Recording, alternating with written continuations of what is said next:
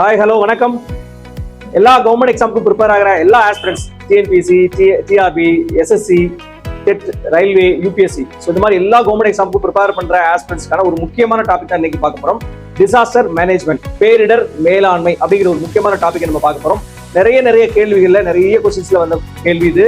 இந்த டாபிக்ல இருந்து கட்டாயம் என்விரான்மெண்ட் ரிலேட்டட், அதாவது ஜியோகிராஃபில இது ரொம்ப முக்கியமான ஒரு பார்ட். டிசாஸ்டர் மேனேஜ்மெண்ட் அப்படிங்கிறது ஸ்கூல் புக்ஸ்ல டேட்டா ரொம்ப கம்மியா இருக்கு. டிசாஸ்டர் மேனேஜ்மெண்ட் அப்படிங்கிற ஒரு டாபிக் ஸ்கூல் புக்ல இருக்கு, 8th சோசியல் இருக்கு. ஆனா நிறைய தகவல்கள் அதுல இல்ல, கூடுதல் தகவல்கள் வச்சு நிறைய கேள்விகள் கேட்பாங்க. ஸோ அதனால டிசாஸ்டர் மேனேஜ்மெண்ட் ரொம்ப முக்கியமான டாபிக். அதை பத்தி இன்னைக்கு வீடியோல பார்க்கலாம், சரிங்களா? ஸோ முழுமையான தகவல் டிசாஸ்டர் மேனேஜ்மெண்ட் பத்தி பார்க்க போறோம். வாட் இஸ் டிசாஸ்டர் அப்படிங்கிறதுல ஆரம்பிச்சு அந்த வகைகள் அப்படிங்கிறத பத்தி எல்லாமே பார்க்கிறோம். ஜெனரலா டிசாஸ்டர் அப்படின்னா புயல், வெள்ளம், மழை, நிலச்சரிவு, தீ விபத்து, சுனாமி, நிலநடுக்கம், இதெல்லாம் டிசாஸ்டர் வரும். பொதுவா பாத்தீங்கன்னா டிசாஸ்டர் ரெண்டு வகைப்படும், man-made and natural disaster. Man-made disaster and natural disaster ரெண்டு வகை இருக்கு. இயற்கை பேரிடர், அதுக்கப்புறம் மனிதனால் உருவாக்கப்படும் பேரிடர். அதுக்கு முன்னாடி பேரிடர் அப்படின்னா என்ன அர்த்தம்னா, மனித உயிர், சொத்து, சுற்றுச்சூழல், இதுக்கெல்லாம் பெரும் சேதங்களை விளைவிக்கக்கூடிய நிகழ்வுக்கு பேரு டிசாஸ்டர், பேரிடர் அப்படின்னு சொல்லுவாங்க. இது இயற்கையாக நடக்கலாம், இல்லைன்னா மனிதனாலும் நடக்கலாம். ஸோ இயற்கை அப்படின்னா சைக்ளோன், புயல், வெள்ளம், வறட்சி, நிலநடுக்கம், சுனாமி, இதெல்லாமே இயற்கை பேரிடர். மனித பேரிடர் அப்படின்னா தொழிற்சாலை விபத்துகள், தீ விபத்துகள், வேதியியல் கழிவுகள், அதுக்கப்புறம் அணு ஆபத்துகள், இது எல்லாமே பாத்தீங்கன்னா மேன்மேட். ஸோ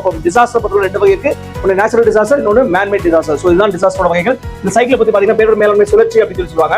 ஸோ பிரிவென்ஷன், பாதிப்பு குறைப்பு, ப்ரிப்பேர்ட்னஸ், உடனடி நடவடிக்கை, மீட்பு, மறுவாழ்வு. ஸோ ஒரு டிசாஸ்டர் அப்படிங்கிற ஒரு விஷயம் நடந்ததுக்கு அப்புறம் ஃபர்ஸ்ட் என்ன பண்ணணும்னா, முடிந்த வரைக்கும் அந்த பேரிடரை தடுக்க ட்ரை பண்ணணும். தடுத்ததுக்கு அப்புறம் பாதிப்பு குறைப்பு, அதோட பாதிப்புகள் இருந்து எந்த மாதிரி மீட்டு அதோட பாதிப்பை எந்த அளவுக்கு குறைக்க முடியும். அதுக்கப்புறம் ஒரு பேரிடர் வருது, அதுக்கு முன்னாடி எந்த மாதிரி எல்லாம் நம்மளே தயாரிச்சுக்கணும். அதுக்கப்புறம் ரெஸ்பான்ஸ், அதான் உடனடி நடவடிக்கை. ஒரு விஷயம், ஒரு பேரிடர் நடந்துச்சு, அதுக்கு நம்ம என்ன ரெஸ்பான்ஸ் கொடுக்குறோம், அதான் உடனடி நடவடிக்கை.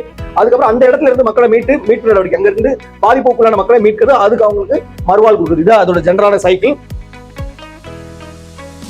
ஸோ தமிழ்நாடு முக்கியமா இந்த மாதிரி பேரிடர் மேனேஜ்மெண்ட், பேரிடர் நிர்வாகம், இந்த விஷயத்துல தமிழ்நாடு இந்தியாவுக்கே முன்னோடியா இருக்கு அப்படிங்கறத பார்க்கலாம். ஆக்சுவலா இது இந்த மாதிரி ஒரு நிகழ்வு, இந்த மாதிரி ஒரு பேரிடர் மேனேஜ்மெண்ட் அப்படிங்கிற ஒரு சட்டம் வந்தது, இப்படி ஒரு அமைப்பு வந்ததுக்கு முக்கியமா காரணமா அமைந்த பேரிடர்கள் எல்லாம் பார்க்கும். 99 ஒரிசாவோட புயல் வந்தது, குஜராத் நிலநடுக்கம் 2001, 2004 இந்திய பேரிடர்கள் ஏற்பட்ட சுனாமி. இந்த சுனாமினாலதான் நம்ம நிறைய பாதிப்புக்குள்ளானோம். அந்த பாதிப்புல இருந்து மக்கள் மீண்டு வரும். அதே மாதிரி அரசாங்கம் ரொம்ப முக்கியமான ஒரு விஷயத்தை பேரிடர் மேலாண்மை சட்டம், டிசாஸ்டர் மேனேஜ்மெண்ட் ஆக்ட் அப்படின்னு சொல்லுவாங்க. National disaster management act, NDMA அப்படிங்கிற ஒரு சட்டத்தை 2005 கேள்வி நிறைய வாட்டி கேட்டிருக்காங்க. நேஷனல் டிசாஸ்டர் மேனேஜ்மெண்ட் ஆக்ட் எந்த ஆண்டு வெளிவந்ததுன்னா 2005. அதுக்கு அடிப்படையாக அமைந்த பேரிடர் என்னன்னு கேட்டீங்கன்னா, இந்திய பெருங்கடலில் ஏற்பட்ட சுனாமியின் கருத்தா நம்ம நிறைய பெரிய பாதிப்புகள் நம்ம செஞ்சோம், நிறைய பெரிய பாடங்களை படிச்சோம். அதுல இருந்து அந்த பாடத்துல இருந்து நம்ம கொண்டு வந்து அந்த பேரிடர் மேலாண்மை சட்டம் அப்படின்னு சொல்லி 2005 கொண்டோம்.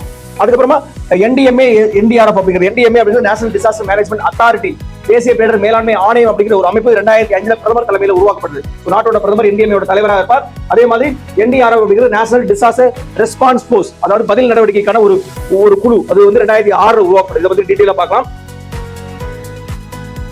ஸோ தமிழ்நாடு மற்றும் இந்தியாவில் நடந்த முக்கியமான பேரிடர் நிகழ்வுகளுக்கு அடுத்து இந்த பேரிடர் மேலாண்மை சட்டம் வந்தது. 2005 சட்டத்தில் என்ன விஷயங்களா சொல்லியிருக்காங்க, இந்த சட்டத்தில் 11 அத்தியாயங்கள் இருக்கு, 79 பிரிவுகள் இருக்கு. இதுல முக்கியமான விஷயங்கள் பாத்தீங்கன்னா mitigation, preparedness, response and recovery, இது 4 தான் முக்கியமான விஷயங்கள். நம்ம இந்த சைக்கிள் பார்த்த மாதிரி mitigation, preparedness, response and recovery. So mitigation தடுப்பு அல்லது குறைப்பு நடவடிக்கை, இதுனா தயார் நிலை. அதுக்கப்புறம் ரெஸ்பான்ஸ் உடனடியாக நம்ம என்ன ரெஸ்பாண்ட் பண்ணி என்ன செய்யறோம் அப்படிங்கிற தக்க பதிலடி கொடுக்கல, அதுதான் ரெஸ்பான்ஸ் வரும். ரெக்கவரி அப்படிங்கிறது மொத்தமாக அந்த நிகழ்வுல இருந்து மீட்டெடுக்கக்கூடிய ரெக்கவரிக்கு பேர். இதான் மெயினான 4 சைக்கிள் கேட்டீங்கன்னா, mitigation, preparedness, response and recovery, இதுதான் அதோட. அதுக்கப்புறமா 2004 சுனாமிக்கு பிறகு பேரிடர் மேலாண்மை அமைப்பு அப்படிங்கிறது இன்னும் கூடுதலாக வலுப்பெற்றது. தமிழ்நாடு 2003 இந்த பேரிடருக்கான முக்கியமான விஷயங்களை முன்னெடுத்ததுல தமிழ்நாடு இந்தியாவுக்கே முன்னோடியாக இருக்கு அப்படிங்கிறது எந்த மாற்றம் இல்ல. 2003 நமக்கு இதுக்கான தனி பாலிசியில நம்ம கொண்டு வந்தோம். ஸோ இப்போ ஸ்டேட்ல டிசாஸ்டர் மேனேஜ்மெண்டோட விஷயங்கள் எந்த மாதிரி இருக்கு, அதோட ஆர்கனைசேஷன் ஸ்ட்ரக்சர் எப்படி இருக்கு, ஸ்டேட்ல, சென்ட்ரல்ல, அதுக்கப்புறம் டிஸ்ட்ரிக்ட் லெவல்ல எப்படிலாம் இருக்கு அப்படிங்கிறத பத்தி நம்ம இந்த ஸ்லைட்ல பார்க்கலாம். So NDMA, national disaster management authority, தேசிய பேரிடர் மேலாண்மை ஆணையத்தோட தலைவராக பிரதமர் இருக்கிறார். இந்தியாவோட பிரதமர் NDMA தலைவராக இருப்பாங்க.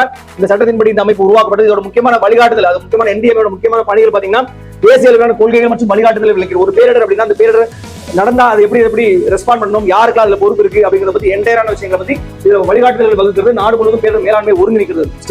இந்தியா முழுமைக்கு இருக்கக்கூடிய கண்ட்ரிகளுடைய டிசாஸ்டரை ஒருங்கிணைக்கிறாங்க. அதுக்கப்புறம் தேசிய அமைப்புகள் NDRF போன்றவை இதோட சேர்த்து செயல்படுது. தேசிய மட்டத்தில் கொள்கை உருவாக்கம், வழிகாட்டுதல், ஒருங்கிணைப்பு. ஸோ ஒரு பாலிசி உருவாக்குறது, அதுக்கப்புறம் அதோட என்னென்ன மாதிரி கைட்லைன் கொடுக்கணும், ஒரு ரெஸ்பான்ஸ் பண்ற டீம் யாரு, அவங்களுக்கு என்னென்ன ஃபண்ட் பண்ணணும், யார் அதை எடுத்து நடத்தணும், அதுக்கு யாரெல்லாம் பொறுப்பு அப்படிங்கிறத பத்தி NDRF சொல்லுது. அதுக்கப்புறம் கோஆர்டினேஷன். ஸோ பேரிடர் பொறுத்தவரை என்னன்னா, கோஆர்டினேஷன் அப்படிங்கிற ஒரு விஷயம் ரொம்ப முக்கியம். ஒரு பேரிடர் நடந்தா அதுக்கு யாரெல்லாம் அதுல பங்கு பெறணும், யாரெல்லாம் அந்த மீட்பு நடவடிக்கையில இருக்கணும், சமூக ஆர்வலர்கள் இருந்து, அரசு துறைகள் இருந்து, அந்த மாநிலத்தோட பொறுப்பில் இருக்கவங்க அது மட்டும் தேசிய லெவலில் இருக்கக்கூடிய எல்லா முக்கிய பொறுப்புகளுக்கு கோஆர்டினேட் பண்ண முக்கியமான கட்டத்தையும் NDMA அப்படிங்கிறது சொல்லி இது மத்திய அமைச்சர்கள் மாநில அமைச்சர் இதுல யாரா என்ன செயல்படும் அப்படின்னா சென்ட்ரல் மினிஸ்ட்ரி, அதுக்கப்புறம் ஸ்டேட் கவர்மெண்ட்ஸ், அதுக்கப்புறம் NDRF, அதுக்கப்புறம் பல வல்லுநர்கள் மற்றும் இதர அமைப்புகளோடு சேர்ந்து இந்த விஷயங்கள் நடக்கும். அதே மாதிரி SDMA state disaster management authority அப்படிங்கிறது தேசிய மாநில பேரிடர் மேலாண்மை ஆணையம் SDMA சொல்லுவாங்க. இதோட தலைவராக அந்தந்த மாநிலத்தோட முதல்வர் அவர்கள் இருப்பாங்க. இந்த சட்டத்தின் டிசாஸ்டர் மேனேஜ்மெண்ட் ஆக்ட் 2005 படி உருவாக்கப்பட்டு அதே மாதிரி இங்க எப்படி NDMA தேசிய லெவலில் கொள்கைகளை உருவாக்குறது, அதே மாதிரி மாநில லெவலில் பேரிடர் மேலாண்மைக்கான கொள்கைகளை உருவாக்குறது இந்த SDMA. மத்திய வழிகாட்டுகளை மாநில அளவில், அதாவது சென்ட்ரல் கவர்மெண்ட் என்னென்ன விஷயங்கள் NDMA அதாவது டிசாஸ்டர் தொடர்பான என்னென்ன விஷயங்கள் கொள்கைகள் சொல்றாங்களோ அது மாநில அளவில் செயல்படுத்தக்கூடிய அமைப்பு இந்த SDMA. மாவட்ட ஆணையங்களோட அதாவது எப்படி NDMA ஸ்டேட்டை கோஆர்டினேட் பண்ணி ஆர்கனைஸ் பண்ணி பண்றாங்களோ அதே மாதிரி இந்த SDMA அப்படிங்கிறது ஸ்டேட்ல இருக்கக்கூடிய அமைப்பு ஒவ்வொரு மாவட்டத்தையும் கோஆர்டினேட் பண்ணி இந்த விஷயங்களை முன்னெடுக்கிறாங்க. மாநில மட்டத்தில் திட்டமிடல், ஒருங்கிணைப்பு, மேற்பார்வை மற்றும் மதிப்பீடு இந்த விஷயங்கள்லாம் SDMA கீழே வருது. சோ மாநிலத்தில் உள்ள எல்லா துறைகள், மாவட்ட நிர்வாகம், பிற அமைப்புகளோடு சேர்ந்து இந்த SDMA ஃபங்க்ஷன் பண்ணி SDMA தலைவராக யார் இருப்பார், நிறைய வாட்டி கேள்விகளை கேட்டிருக்காங்க. அதே மாதிரி NDMA national disaster management authority அதோட தலைவராக யார் இருக்கிறா அப்படிங்கிறது தெரிஞ்சுக்கணும். சோ இங்க பிரதமர் இருக்கார், NDMA தலைவராக பிரதமரும், SDMA தலைவராக அந்த மாநிலத்தோட முதல்வரும் இருக்காங்க. அந்த DDMA district disaster management authority மாவட்ட லெவலில் இருக்கக்கூடிய பேரிடர் மேலாண்மை ஆணையம் அத்தாரிட்டி ஆணையம் சொல்லுவாங்க. சோ இதோட தலைவராக DDMA தலைவராக யார் இருக்காங்கன்னா டிஸ்ட்ரிக்ட் கலெக்டர், அந்தந்த டிஸ்ட்ரிக்டோட கன்சர்ன் டிஸ்ட்ரிக்டோட கலெக்டர் DDMA தலைவராக இருப்பார். சோ பிற தலைவர்களாக ஊராட்சி தலைவர், நகராட்சி தலைவர், அந்த உள்ளாட்சி அமைப்புகளோட பிரதிநிதிகள், தலைவர்கள் உள்ளூர் அமைப்பு பிரதிநிதிகள் இணைத் தலைவர்களாக இருக்காங்க.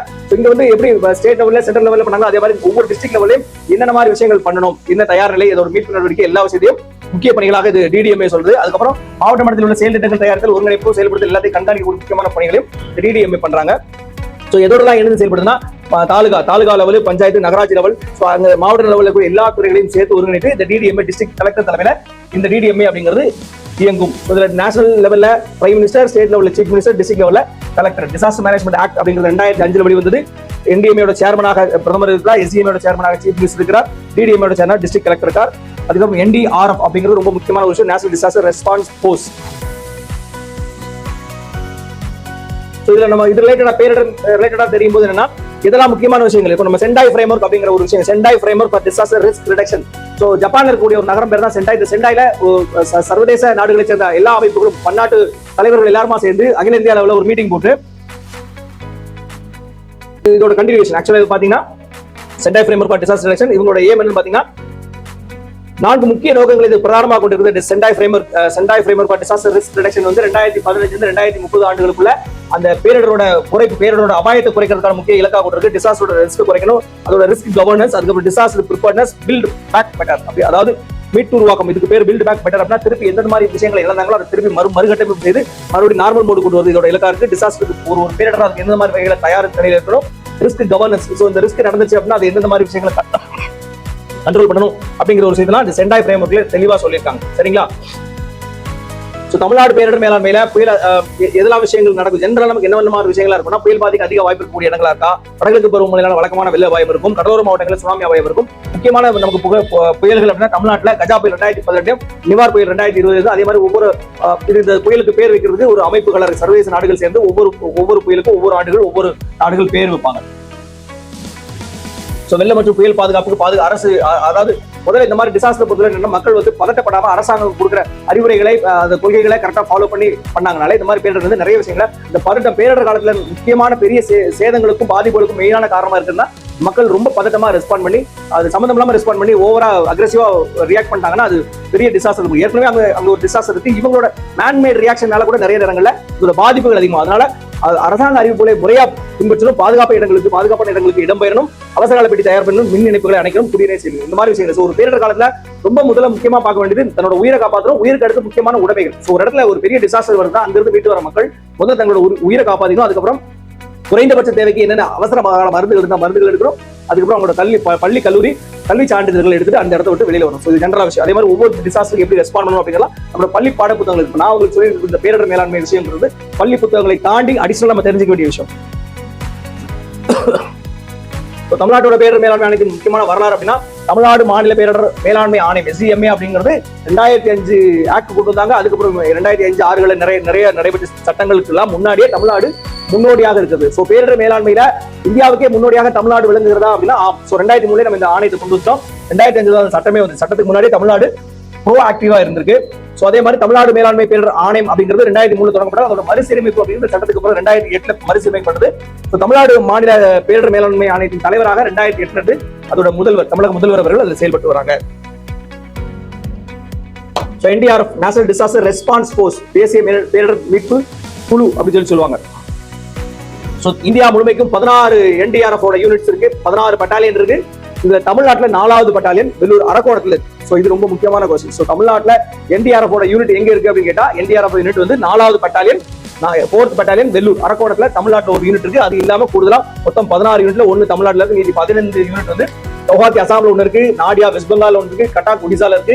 அதுக்கப்புறம் 5வது யூனிட் மகாராஷ்டிரா புனேல இருக்கு, 6வது யூனிட் வதோதரா குஜராத், 7வது யூனிட் பத்திண்டா பஞ்சாப்ல இருக்கு, 8வது யூனிட் காசியாபாத் உத்தரப்பிரதேசத்துல, 9வது யூனிட் பாட்னா பீகார்ல இருக்கு, 10வது யூனிட் வந்து விஜயவாடா ஆந்திரால இருக்கு, 11வது வாரணாசி உத்தரப்பிரதேசல, இட்டாநகர் அருணாச்சல் பிரதேசல, 12வது யூனிட், 13வது யூனிட் சம்பா ஜம்மு காஷ்மீர் இருக்கு, 14வது யூனிட் மண்டி ஹிமாச்சல் பிரதேஷ், 15வது யூனிட் ஆல்வானி உத்தரகாண்ட், 16வது யூனிட் வந்து நாஜாகர் நியூ டெல்லியில இருக்கு. 16 பட்டாலியன் இருக்கு. அது 4வது பட்டாலியன் தமிழ்நாட்டுல வெள்ளூர் அரக்கோணத்துல இருக்கு. இது வந்து NDRF பத்தி விஷயம். அடுத்தது SDRF, அதாவது TNDRF இல்லனா SDRF state disaster response force அப்படிப்பாங்க, இல்லனா தமிழ்நாடு டிசாஸ்டர் ரெஸ்பான்ஸ் ஃபோர்ஸ். இது எங்க இருக்கு? 2017ல ஆரம்பிக்கப்பட்டது. இதோட ஒரு யூனிட் தமிழ்நாடு ஸ்பெஷல் போலீஸ் DSPன்னு சொல்லுவாங்க. தமிழ்நாடு ஸ்பெஷல் போலீஸ் 13வது படைப்பிரிவு 13வது பட்டாலியன். தமிழ்நாட்டில் இருக்கக்கூடிய ஆவடியில தமிழ்நாடு ஸ்பெஷல் போலீஸோட 13வது பட்டாலியன் வந்து TNDRF யூனிட். TNDRF அப்படின்னா ஸ்டேட் டிசாஸ்டர் ரெஸ்பான்ஸ் ஃபோர்ஸ் இல்லனா தமிழ்நாடு டிசாஸ்டர் ரெஸ்பான்ஸ் ஃபோர்ஸ் ஆவடியில் இருக்கு. அதோட 13வது தமிழ்நாடு ஸ்பெஷல் போலீஸ் யூனிட். இவங்க பேரிடர் காலங்களில் மீட்பு மற்றும் நிவாரண பணிகளை மேற்கொள்வாங்க. அதே மாதிரி இந்த தமிழ்நாட்டில் இன்னொரு யூனிட் இருக்கு, தமிழ்நாடு டிசாஸ்டர் ரெக்கவரி சென்டர் அப்படின்னு சொல்லுவாங்க. அது வந்து திருச்சியில் அமைஞ்சிருக்கு. இது வந்து இந்த மீட்பு படை கிடையாது. ஆனா ஆக்சுவலா என்னன்னா இங்க எல்லா டேட்டாவும் இருக்கும். அது மின்னணு தகவல்கள் எல்லாமே இங்க பாதுகாப்பா சேமிக்கப்பட்டிருக்கும். திருச்சிராப்பள்ளியில இருக்கு. இது தமிழ்நாடோட IT டிபார்ட்மெண்ட் கண்ட்ரோல் வருது. E-கவர்னன்ஸ் தரவுகளோட காப்பு மையம். டிசாஸ்டர் ரிலேட்டட் இருக்கக்கூடிய எல்லா டேட்டாவும் இங்க பாதுகாப்பாக வைக்கப்படும். 24 மணி நேரம் இது தொடர்ந்து 24/7 செயல்படும். 2017 தொடங்கப்பட்டது TNDRF.